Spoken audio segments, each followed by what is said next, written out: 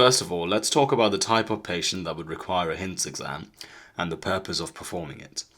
It's indicated in patients with persistent vertigo and nystagmus, in whom there are no other abnormal neurological findings.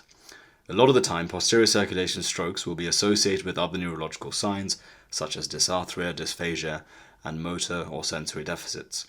However, small posterior circulation strokes may only present with vertigo. It's in these circumstances where it's difficult to distinguish between central and peripheral causes, where a HINTS exam is worthwhile.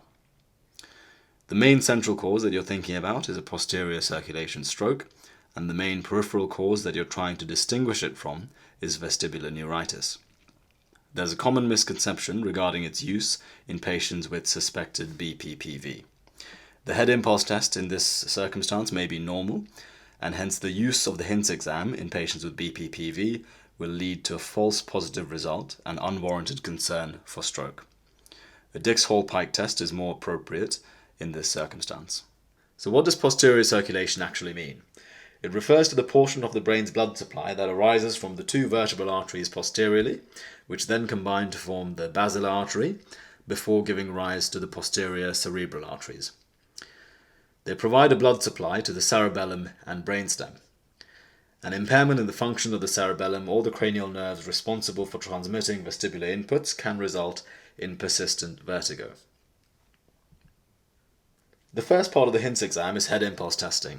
This is performed by asking the patient to focus on an object that is fixed in space, such as the tip of your nose, and then rapidly rotating the patient's head from side to side. The technique for performing a head impulse test is beyond the scope of this video, but I would highly recommend the videos by Dr. Peter Johns, an emergency medicine physician based at the University of Ottawa, who's an expert in vertigo and kindly provided useful advice and resources to help me put together this video. I'll provide a link to his channel in the description below. The head impulse test is essentially testing the vestibular ocular reflex, which is the ability of the eyes to maintain its gaze on a stationary object in space whilst the head is in motion. If the head impulse test is normal and the patient is able to maintain their gaze on a fixed point in space, central causes should be considered. The test is considered abnormal if the patient is unable to maintain their gaze on the fixed point. This is suggestive of a disorder of the vestibular ocular reflex and is more suggestive of vestibular neuritis. Here's an example of a positive head impulse test from Dr. John's extensive video library.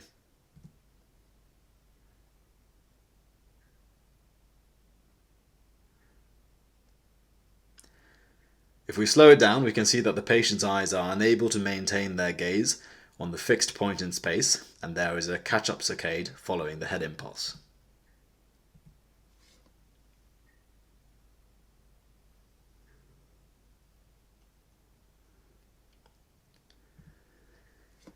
Nystagmus refers to rapid, uncontrollable eye movements. In causes of peripheral vertigo, the nystagmus will be unidirectional. On the other hand, bidirectional or vertical nystagmus is more suggestive of central causes of vertigo. Finally, test of skew is performed by covering one of the patient's eyes, asking them to focus on the tip of your nose, and then quickly moving your hand to cover the other eye. You're then looking to see whether the eye that has just been uncovered has to adjust to focus on the tip of your nose. If there is no skew, this is more in keeping with peripheral causes. If there is a vertical or diagonal corrective movement, this is highly suggestive of central causes. Here's an example of a patient with a positive test of skew. Let's look at it one more time.